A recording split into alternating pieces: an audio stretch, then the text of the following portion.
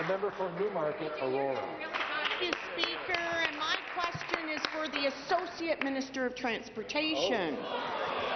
Since the federal government imposed the carbon tax, people in our province and across this great country have been paying more for everything. Whether it's at the grocery store to buy food or at the gas pumps. They are finding it challenging to keep up with the rising costs. Order. To add insult to injury, the Liberal NDP coalition are now hiking the carbon tax yet again on April 1st. Speaker, that's unfair to the hard-working people and families of Ontario who are already struggling to buy the necessities for daily living. We know the opposition doesn't care to intervene, so that's why our government must continue to fight this tax and make life more affordable for Ontarians. Speaker, can the Associate Minister tell the House what steps our government is taking to fight the carbon tax? The Associate Minister of Transportation. Thank you to the member from Newmarket, Aurora, for her work and for advocacy, Mr. Speaker. I'm happy to hear when things are made in Ontario.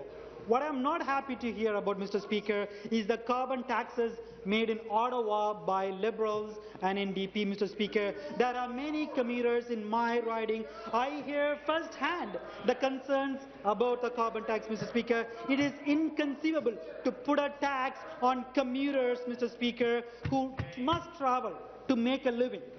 Mr. Speaker, we hear from the people of Ontario. That's why we are making sure no government put carbon tax on the people of Ontario. If passed, a carbon tax will require a referendum under our Get It Done Act, Mr. Speaker.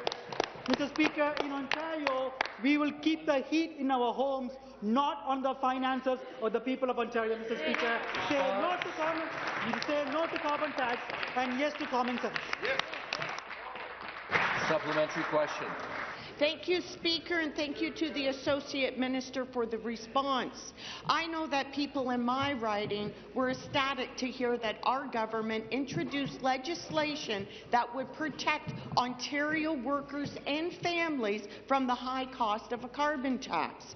Speaker, the federal government has increased the carbon tax on gasoline 5 times so far, and they are planning another 7 times increases by 2030.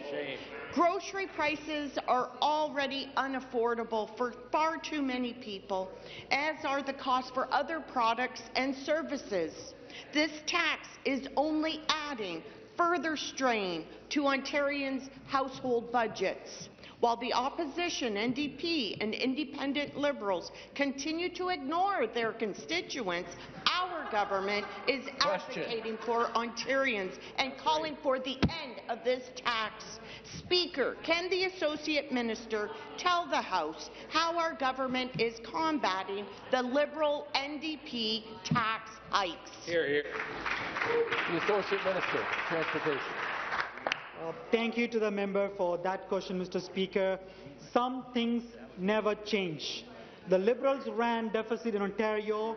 The NDP ran deficit in Ontario. Now the Liberals and NDP are teaming up to do the same thing in federal, Mr. Speaker.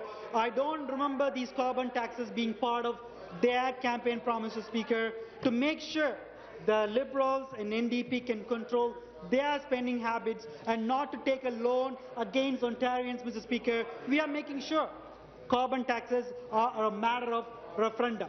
Speaker, commuters don't deserve to be treated this way at all. By Liberals and NDP, Mr. Speaker, even now, they want to heckle because they don't want to hear the truth. Mr. Speaker, our message is very clear.